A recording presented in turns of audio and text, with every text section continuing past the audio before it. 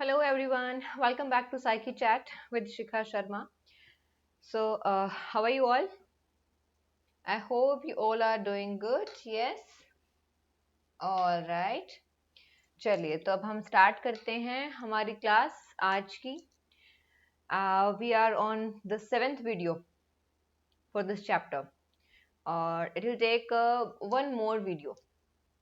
हाँ, उसके बाद जो हमारी नेक्स्ट क्लास होगी उसमें हम चैप्टर खत्म कर देंगे and after that will be left with only the question bank.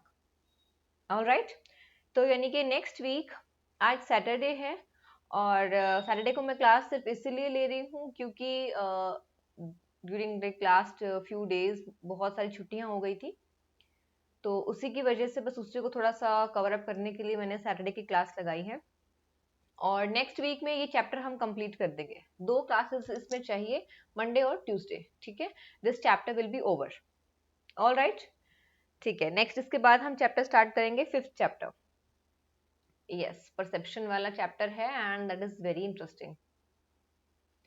जी, थोड़ा सा लेंदी होगा बट बहुत इंटरेस्टिंग होगा. चलिए, तो कल हम बात कर रहे थे एडोलसेंस स्टेज के बारे में, है ना. और वो हमारा बीच में छूट गया था क्योंकि टाइम बहुत ज़्यादा हो गया था और मैं नहीं चाहती थी कि इससे ज़्यादा हम उस चीज़ को एक्सटेंड करें, है ना. तो अब हम शुरू करते हैं नेक्स्ट जो स्लाइड है उससे. That is forming an identity. Right, can we start up with this. इसको मैं रिमूव कर देती हूँ. हाँ, ओके. फॉर्मिंग एन आइडेंटिटी क्या मतलब होता है इसका. जब आप एडोलसेंस की स्टेज में हैं, आप 12-13 साल के हो चुके हैं, उससे ज्यादा आप मतलब ग्रो कर रहे हैं, 14, 15, 16 ईयर्स की एज में है, तो आपसे एक क्वेश्चन बहुत फ्रिक्वेंट पूछा जाता है. और ये जो क्वेश्चन है ये ऐसा नहीं है कि आपका एडोलसेंस में आने की वेट करता है. छोटे से बच्चे से भी पूछते हैं, क्या बनना चाहते हो बेटा, बड़े होके क्या बनोगे. बनना क्या है, वो कुत्ता बिल्ली तो बनने से रहा, इंसान ही बनेगा ना. I mean I don't know why people are so much obsessed with careers and things. ठीक है, थोड़ा ऑब्सेशन ठीक है, होना चाहिए, सक्सेसफुल होना चाहिए and all, everything is fine. But कभी कभी ऐसा भी होता है जब हम अपनी इस ऑब्सेशन की वजह से बहुत सारे बच्चों की लाइफ को खराब कर देते हैं. जी हाँ, आपने सुना होगा बहुत सारे बच्चे सुसाइड भी कर लेते हैं. 95% मार्क्स आए, 97 क्यों नहीं आए. आई मीन ये बहुत ज़्यादा हो जाता है. एंड कोटा में तो कितने बच्चे हैं जो सुसाइड्स कर लेते हैं, बहुत सारे लोग हैं. तो प्रेशर बहुत ज़्यादा हो रहा है करियर के नाम पे. हम कहीं ना कहीं बच्चों को, और स्पेसिफिकली एडोलसेंस की जो स्टेज में बच्चे हैं, उनको हम बहुत ज़्यादा परेशान करने लगे हैं. और यहाँ पे ज़रूरत आती है किसकी, हमारे जैसे लोगों की, साइकोलॉजिस्ट की, काउंसलर्स की, है ना. बिल्कुल. So if you need any help, अगर आपको भी इस तरह के थॉट्स आते हैं, सुसाइडल थॉट्स या कुछ ऐसा आता है, तो एज सुन एज पॉसिबल आप अपने पेरेंट्स को बताएं. और अगर ऐसा है कि आप नहीं बता सकते हैं या पेरेंट्स का रिएक्शन आपको पता है कि नहीं सपोर्ट करेंगे या ऐसा कुछ है, इन दैट केस आप अपनी पॉकेट मनी से एक ऑनलाइन सेशन बुक कर सकते हैं. और basically you need help at this time. ठीक है. और ये ज़रूरी नहीं होता है कि हेल्प करने के लिए मतलब आपको कोई सामने वाला इंसान आपकी प्रॉब्लम का सोल्यूशन देगा, ये चीज़ इम्पोर्टेंट नहीं है. कभी कभी हम सिर्फ चाहते हैं कि कोई हमें सुन ले, कोई हमें समझ ले. That is more than enough. और वहीं पे वो कन्वर्सेशन से ही हमें एक स्ट्रेंथ मिलती है to fight back with the situations in life, है ना. मैं अपना भी एक एक्सपीरियंस यहाँ पे शेयर करूंगी और आपको बताऊंगी कि डिप्रेशन तो मैं नहीं कहूँगी कि मैं डिप्रेशन में चली गई थी, बट हाँ, मुझे एनजाइटी ज़रूर हो गई थी. और उसको फेस मैंने किस तरीके से किया, कैसे मैंने उससे डील किया, मैं आपको वो सारी चीज़ें बताऊंगी. ऑफ कोर्स आगे आगे क्लासेस होंगी तो मैं बहुत सारी चीज़ें हैं जो आपके साथ शेयर करनी है. ठीक है, तो चलिए आज हम आइडेंटिटी फॉर्म करते हैं, अपनी पहचान बनाते हैं. क्या मतलब होता है, क्या सिर्फ आइडेंटिटी जो है क्या सिर्फ करियर से जुड़ी हुई है. सच में सी आइडेंटिटी एक ऐसा कॉन्सेप्ट है जिसको जो इंसान जैसे चाहे वैसे देख सकता है। कुछ लोगों के लिए करियर और पैसा बहुत इंपॉर्टेंट है, यानी कि जितना ज्यादा आप अर्न करते हो उतनी ही आप सक्सेसफुल हो। कुछ लोगों के लिए गवर्नमेंट जॉब ही सब कुछ है, कि गवर्नमेंट जॉब जब तक नहीं मिली है आप सक्सेसफुल नहीं हो। जैसे हरियाणा वालों पे ना अक्सर जोक बनता है कि कोई आके उसको बोलता है, एक बूढ़ी बुजुर्ग जो लेडी रहती है उनको बोलता है कि आंटी जी आपका बड़ा खुशी हो रही होगी, आपका बेटा गूगल में इतनी अच्छी मतलब जॉब लग रहा है, करोड़ों के पैसे कमा रहा है ऐसे। And aunty ji is like कि हाँ बेटा बाकी सब तो ठीक है, लेकिन अगर जे बी टेक करके जे मास्टर लग जाता फिर तो बस कहना ही क्या था। तो वो इस टाइप की से टोन हरियाणा के लोगों की अक्सर होती है कि अगर जेबीटी करके तुम टीचर लग जाते, गवर्नमेंट जॉब लग जाती, उसके बाद तो मतलब वाई नारे, whether whether whether you are earning crores doesn't matter.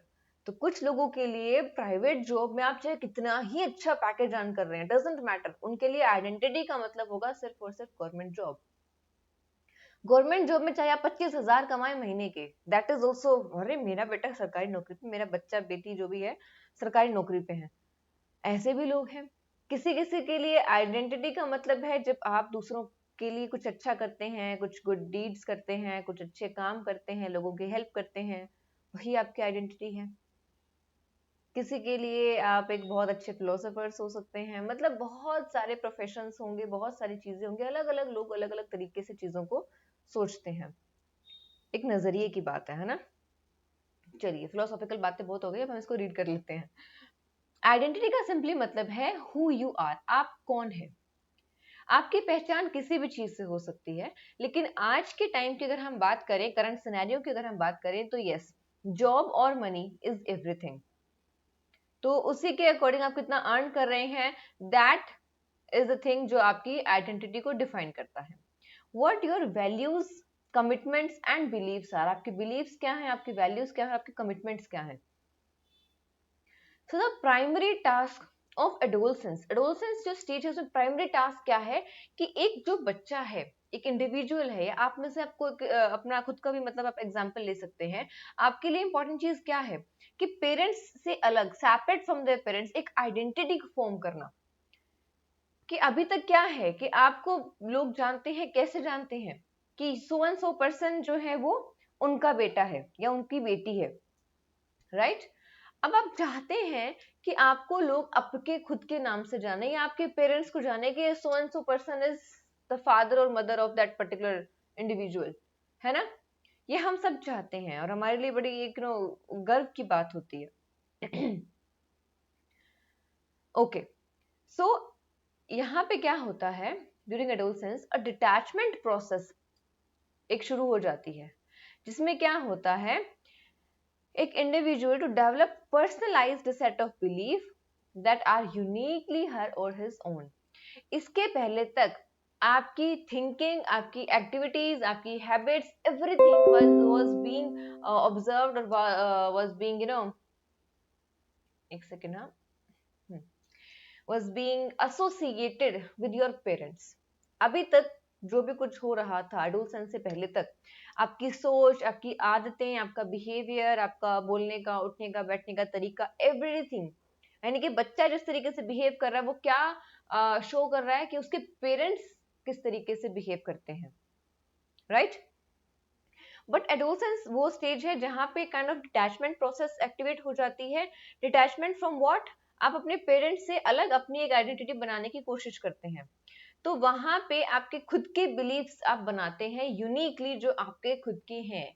आप पेरेंट्स को ये बोलना शुरू कर देते हैं कि आपके अकॉर्डिंग ऐसा होगा बट मेरे अकॉर्डिंग ऐसा नहीं है। सो यू आर शोइंग कि you both of you are two different individuals, right. तो ये एक प्रोसेस है। Those adolescents who can cope with the conflicting identities develop a new sense of self। अब यहाँ पे लोगों को कंफ्यूजन भी हो जाती है, बहुत सारे लोगों को होती है कंफ्यूजन। जैसे कैसे होती है, मैं आपको एक एग्जांपल देती हूँ। एग्जांपल के लिए आप सोच लीजिए, कुछ भी आप एग्जांपल ले सकते हैं, करियर वाइज ही ले लीजिए कि आपको लगता है कि नहीं, आपको मे बी इंग्लिश लिटरेचर में आपको बहुत इंटरेस्ट है या हिंदी लिटरेचर में आपको बहुत इंटरेस्ट है, लेकिन आपके पेरेंट्स चाहते हैं कि आप डॉक्टर बने बिकॉज यू वेरी इंटेलिजेंट, या आप कॉमर्स की लाइन में जाए, सीए बने, या कुछ भी ऐसा करें, बिजनेस करें या काइंड ऑफ, आप नहीं चाहते वो करना, तो कन्फ्लिक्टिंग स्टेज आ गई, है ना। अब आप यहाँ पे कंफ्यूजन में हैं कि आप अपनी खुद की सुने या पेरेंट्स की सुने, क्योंकि पेरेंट्स बड़े हैं, उनको एक्सपीरियंस है, आसपास लोगों के साथ बैठते हैं, डिस्कस करते हैं, बाकी बच्चों के पेरेंट्स के साथ भी डील करते हैं, वो बातचीत करते हैं एंड ऑल। तो क्या करना चाहिए अब यहाँ पे? अगर कोई इंडिविजुअल अपनी खुद की आइडेंटिटी, अपनी जो कंफ्लिक्टिंग थॉट्स हैं, उनको कंट्रोल करके उनके साथ कोप अप कर पाता है, तो वो एक अच्छी एक न्यू सेंस ऑफ सेल्फ के साथ वो डेवलप करता है, कि अपनी आपकी एक अलग पहचान, अपनी एक अलग सोच के साथ वो डेवलप करता है। वहीं पे जो यहाँ पे कोप अप नहीं कर पाते हैं, वो आइडेंटिटी क्राइसिस को फेस करते हैं। ठीक है, अब आइडेंटिटी कंफ्यूजन क्या होती है एज पर एरिक्सन, यहाँ पे एरिक्सन की स्टेज के बारे में हम बात कर रहे हैं। Lead to individuals isolating themselves, जो आइडेंटिटी कंफ्यूजन है, जिन बच्चों को आइडेंटिटी कंफ्यूजन है या आइडेंटिटी क्राइसिस जिनको हो जाते हैं, वो क्या करते हैं, वो आइसोलेट कर लेते हैं अपने आप को from the family and peers, अकेले रहने लगते हैं। और कभी कभी ऐसा भी होता है कि वो अपनी आइडेंटिटी को ही क्राउड में खो देते हैं, they may lose their identity in the crowd. Adolescents जो है, एक तरफ उनको इंडिपेंडेंस भी चाहिए, अब ये आप खुद फील कर सकते हैं इन सेंटेंसेस को, बहुत इंपॉर्टेंट सेंटेंसेस हैं। एक तरफ आपको आजादी भी चाहिए, दूसरी तरफ आपको उसी आजादी से, उसी इंडिपेंडेंस से डर भी लगता है। एक तरफ आपको लगता है कि नहीं, पेरेंट्स के ऊपर हमें डिपेंडेंट नहीं रहना है, और वहीं पे हम ग्रेट इंडिपेंडेंस भी शो करते हैं कि पेरेंट्स के बिना हम कुछ भी नहीं है। कंफ्लिक्टिंग थॉट्स, कंफ्लिक्टिंग चीजें माइंड में चल रही होती हैं। अब ये जो फ्लक्चुएशंस चल रही हैं, वो कहीं ना कहीं आपको या तो कॉन्फिडेंस की तरफ लेके जाएंगी या इनसिक्योरिटी की तरफ लेके जाएंगी। अब यहाँ पे मेजर रोल प्ले करते हैं पेरेंट्स। अगर पेरेंट्स बच्चे को बहुत समझदारी के साथ, अंडरस्टैंडिंग वे में अगर डील करते हैं पेरेंट्स के साथ, दे डू अंडरस्टैंड कि ओके, एक न्यू इंडिविजुअलिटी, एक न्यू इंडिविजुअल डेवलप हो रहा है, ग्रो कर रहा है, and we have to support that individual, और we just have to guide the individual. तो वहां पे जो है इनसिक्योरिटी ना रहे, कि वहां पे सेल्फ कॉन्फिडेंस आता है उस पर्सन में, उस बच्चे में।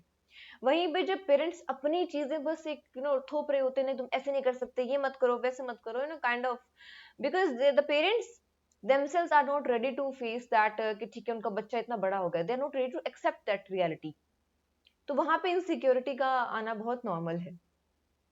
ठीक है, पेरेंट्स के साथ साथ कभी कभी टीचर्स या आपके फ्रेंड्स के पेरेंट्स बहुत इंपॉर्टेंट रोल प्ले कर सकते हैं। अगर आपके पेरेंट्स, क्योंकि सी हर एक इंडिविजुअल, हमें नहीं पता ना वो किस सिचुएशन से, किस माइंडसेट से गो थ्रू कर रहे हैं। आपके पेरेंट्स की एज में भी होगी 40s में, 42-45 के आसपास, है ना, बहुत इजीली होगी। उस एज में बहुत सारे हार्मोनल इम्बैलेंसेस की वजह की को भी फेस कर रहे होते हैं पेरेंट्स, स्पेसिफिकली फीमेल, एक जो मदर्स होती हैं, और उसका इफेक्ट कभी कभी उनके मूड स्विंग्स पे, बाकी चीजों पे पड़ता है। That is quite natural and normal.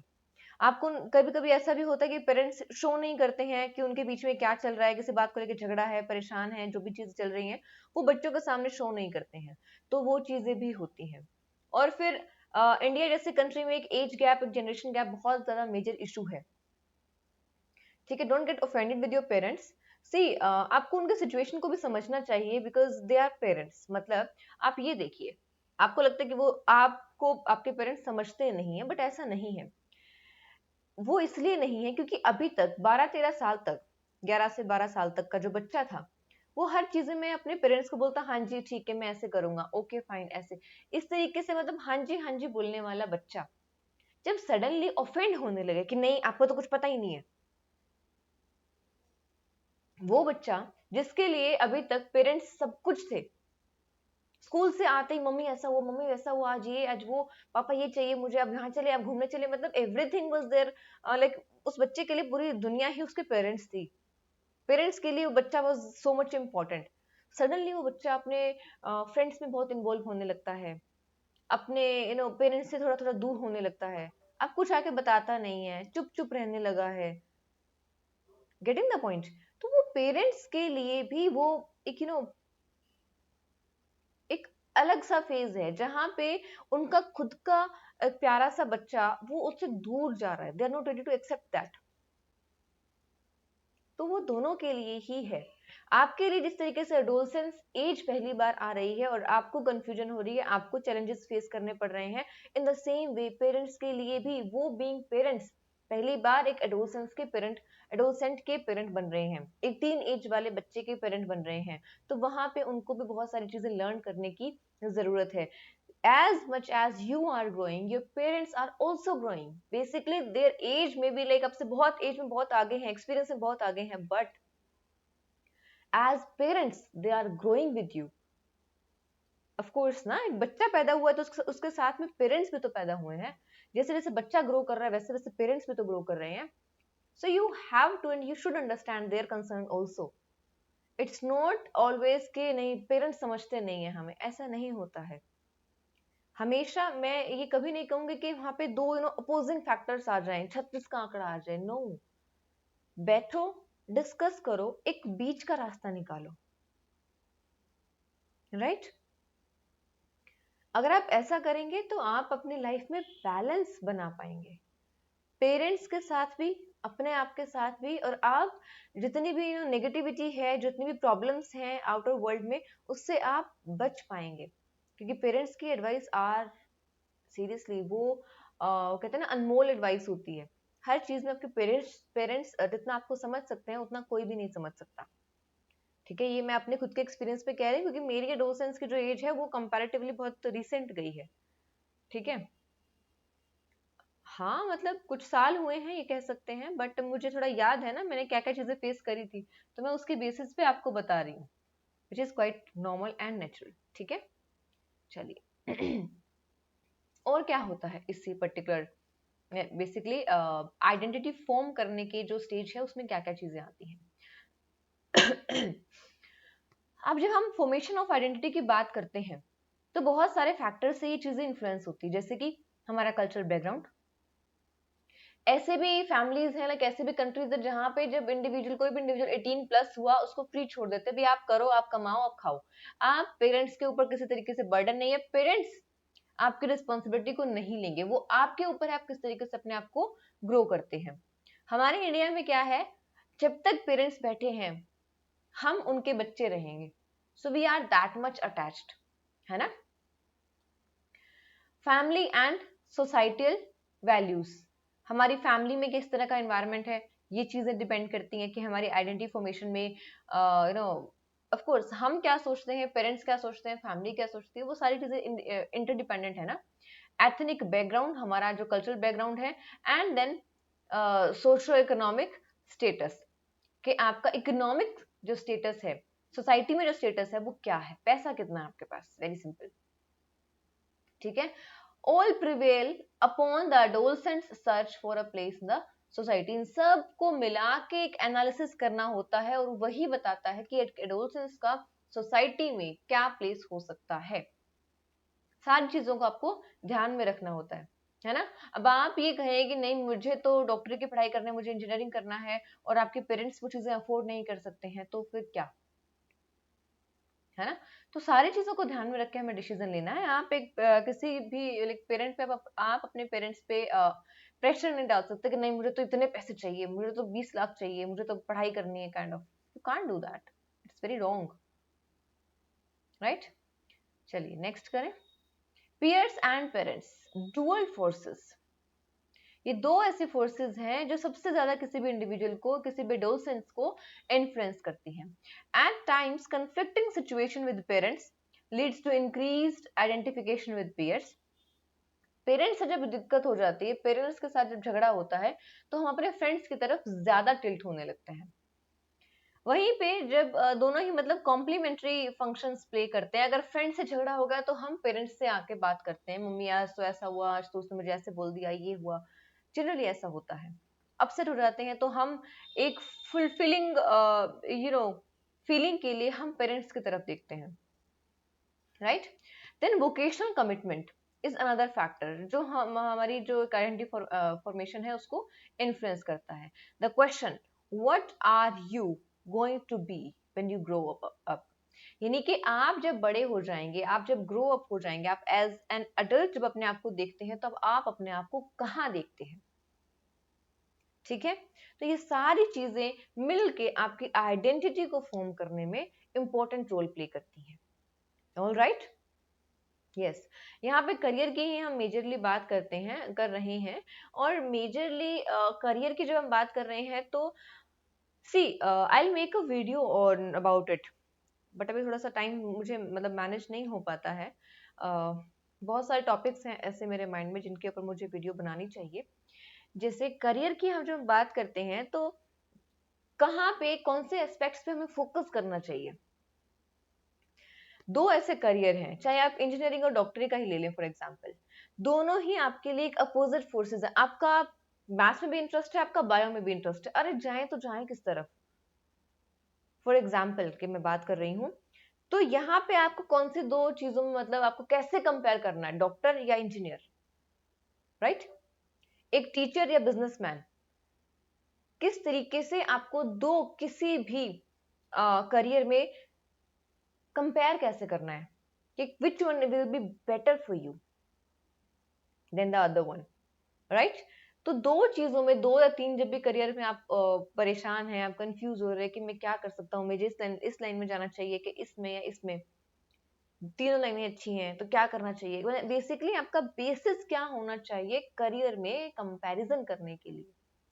तो इस पॉइंट पे भी मैं आपकी एक video, I make a video for that, fine. For that I need your support, हाँ, you have to watch it completely.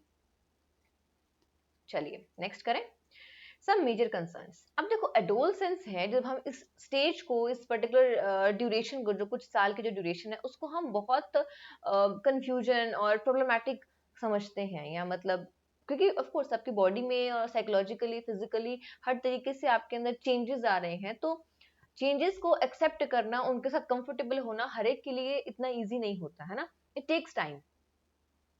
तो ये जो स्टेज है ये अपने साथ बहुत सारी नेगेटिव चीजें भी लेके आती है, जैसे जैसे कि substance abuse, drug abuse, disorders, delinquency. ठीक है, अभी क्या है इन टर्म्स के बारे में हम बात करेंगे, पहले हम इसको एक बार रीड कर लेते हैं। So during adolescence, peer influence, new gained freedom, unresolved problems may create difficulties for many of you। यानी कि अगर आपका ग्रुप ऐसा है, बहुत सारे बच्चे ऐसे होते हैं, आप लोगों में से भी कुछ ऐसे होंगे जो बेसिकली अपने से बड़े यानी कि जो सीनियर्स हैं उनके साथ टाई अप कर लेते हैं।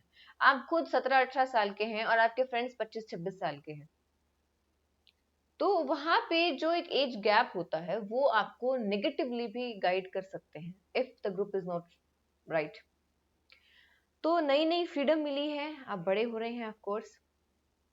अनरिजॉल्व प्रॉब्लम्स, पहले की कुछ ऐसे प्रॉब्लम्स, कुछ ऐसे इंसिडेंट्स रहे हैं जो कि अनरिजॉल्व रहे हैं, जिनको आपने सॉल्यूशन नहीं किया, जिनका वो एक कहीं ना कहीं पे जाके आपकी पर्सनैलिटी में डिफिकल्टीज पैदा करने लगते हैं। ठीक है, जैसे फ्रेंड्स ने बोला कि नहीं यार स्मोक आज तो कर ही ले, एक तो सिप ले ही ले, कोई बात नहीं, क्या होता है, एक बार में क्या होगा। So conforming to peer pressure can be both positive and negative. इसके पॉजिटिव नेगेटिव दोनों तरीके के इफेक्ट हो सकते हैं, मतलब basically depending upon your peers groups, right? So adolescents are often confronted with the decision regarding smoking, drugs, alcohol and breaking parental rules।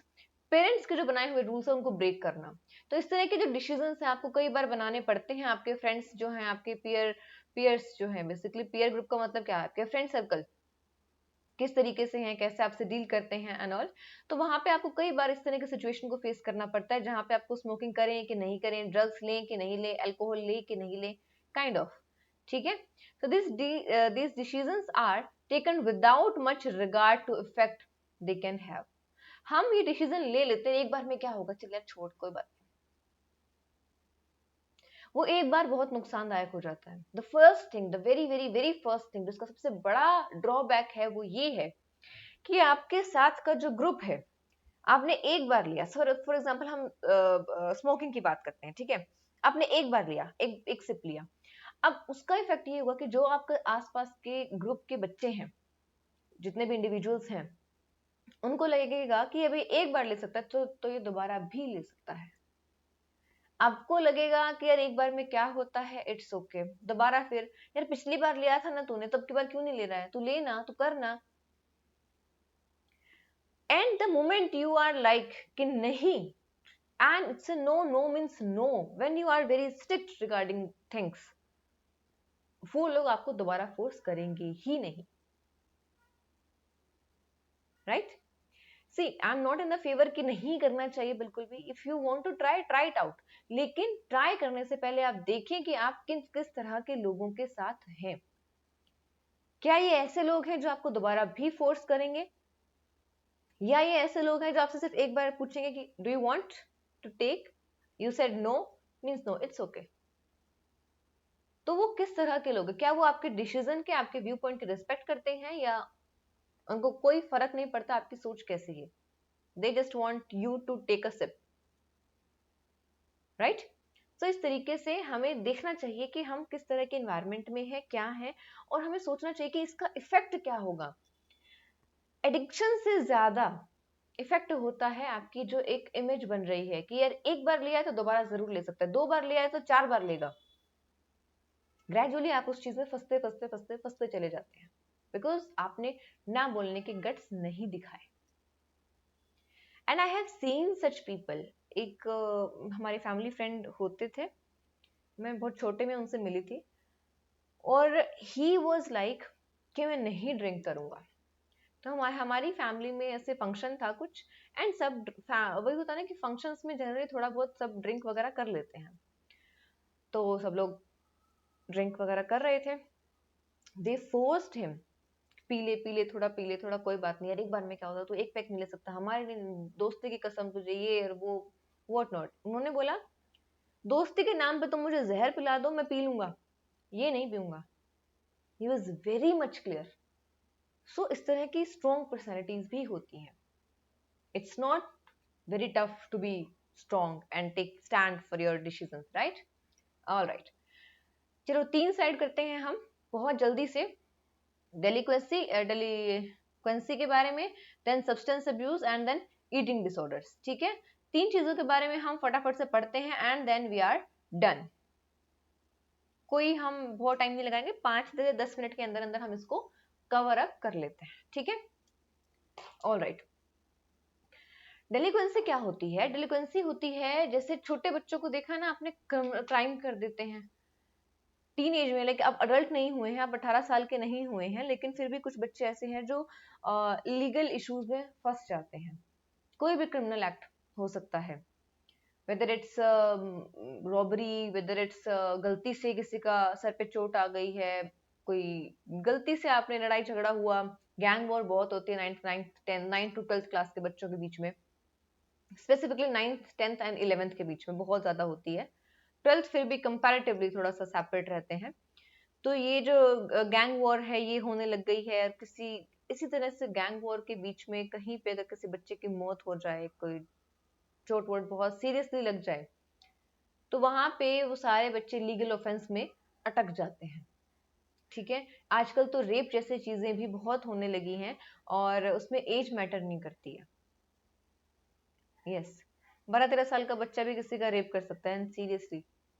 और मतलब ऐसी चीजें भी मैंने देखी हैं, आजकल न्यूज में बहुत सारी इस तरह की न्यूज और आर्टिकल्स वगैरह आते हैं। सो बेसिकली ये सब चीजें क्या हैं? Criminal activities. अब क्योंकि आप अडल्ट नहीं है तो आपको बड़ों की तरह ट्रीट नहीं किया जाता, you are still a child, तो बच्चा बहक जाता है। उस तरीके से इस पर्टिकुलर सिनेरियो को देखते हैं, और उसी चीज को कहते हैं जुवेनाइल डेलिक्वेंसी।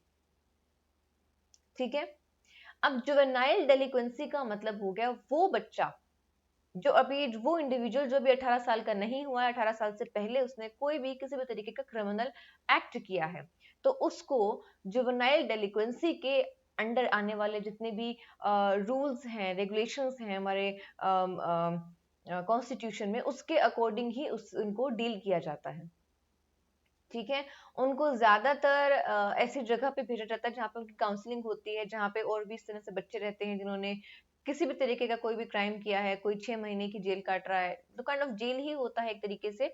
बट हाँ, उनकी काउंसलिंग होती है, प्रॉपर उनकी ट्रेनिंग होती है, उनके साथ अडल्ट जैसा व्यवहार नहीं किया जाता, ठीक है। So that is delinquency. अब इसको हम रीड करते हैं, समझ आ गया ना थोड़ा बहुत? तो क्या रीजन है, क्या सोल्यूशन है, उन सब चीजों के बारे में हम अभी पढ़ते हैं। All right, okay.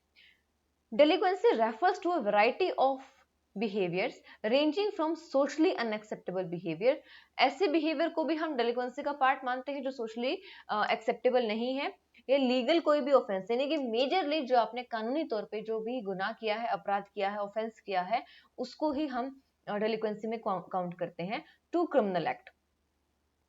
Adolescents with delinquency and behavioral problems tend to have negative self identity. वो बच्चे, ज्यादातर जो एडोसेंट्स, वो टीनेजर्स जो इस तरह के क्राइम करते हैं, उनके ज्यादातर जो देखने को मिला है, वो क्या देखने को मिला है कि उनकी सेल्फ आइडेंटिटी जो है नेगेटिव है, यानी कि अपने आप के बारे में वो नेगेटिव सोचते हैं, अपने आप पे ट्रस्ट नहीं करते, अपने आप पे किसी पे भी ट्रस्ट नहीं करते हैं। And low level of achievement, achievement life में कोई भी नहीं है कि हमने ना कोई कंपटीशन में पार्टिसिपेट किया हो या कुछ ऐसा हो, वो सारी चीजें वहां पे नहीं होती हैं।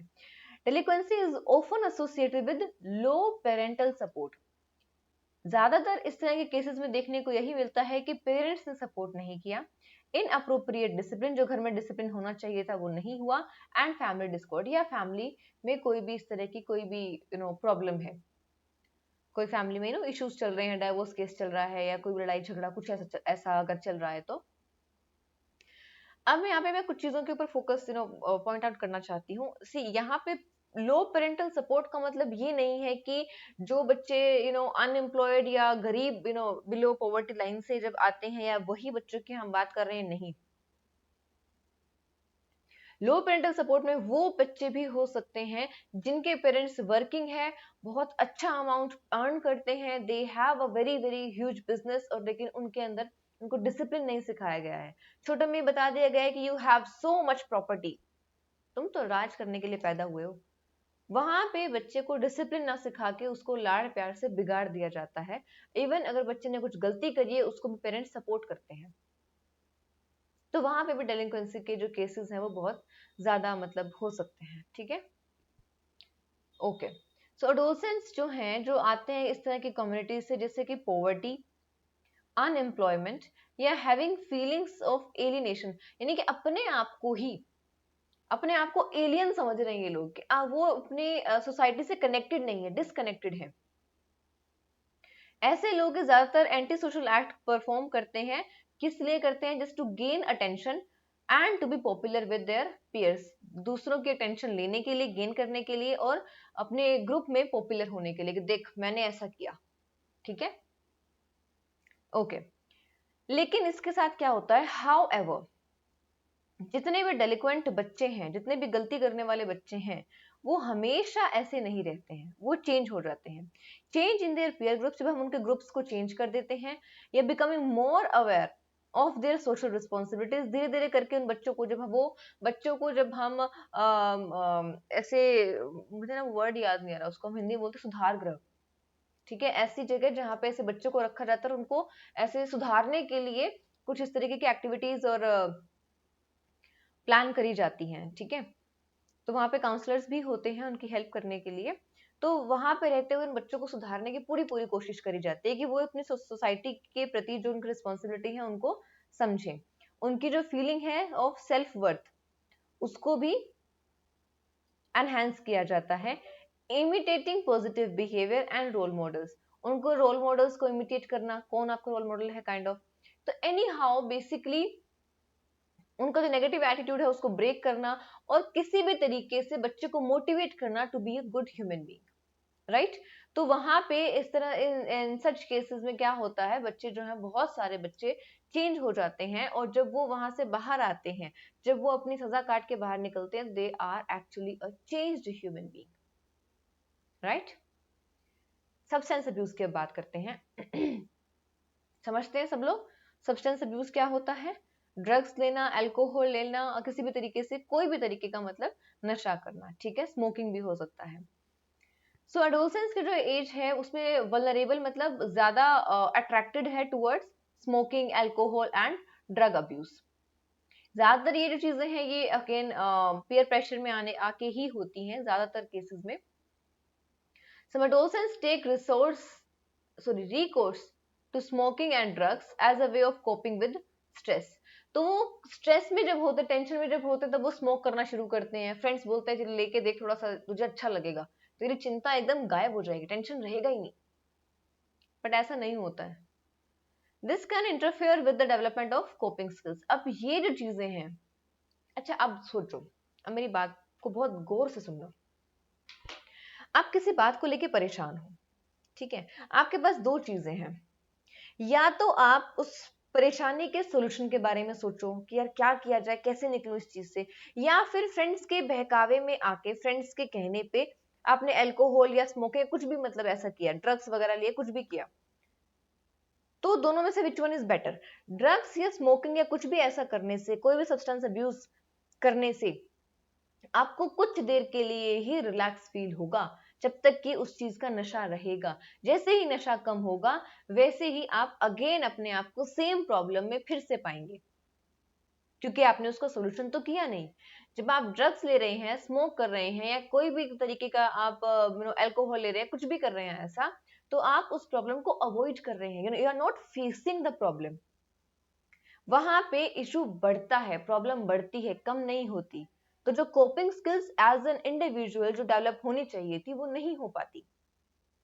ऐसे बहुत सारे लोग, क्योंकि इंडिया में बहुत लोग ड्रिंक करते हैं, हार्डली ऐसे बहुत मतलब नहीं ड्रिंक करने वाले या इस तरह की एक्टिविटीज में जो लोग इन्वॉल्व नहीं है, बहुत बहुत बहुत कम है। तो आई एम श्योर आपके आसपास ऐसे लोग होंगे जो ड्रिंक वगैरह करते हैं। आप उनकी कोपिंग स्किल्स देखना, वो परेशान होंगे, टेंशन होगी, वो फिर ड्रिंक करेंगे, and that is not a solution to any problem. क्योंकि जब उन्होंने ड्रिंकिंग शुरू करी, उनकी जो डिसीजन मेकिंग स्किल्स थी, कोपिंग स्किल्स थी, प्रॉब्लम को फेस करने की जो एबिलिटी थी, वो सारी डेवलप होने की बजाय खत्म होती चली गई।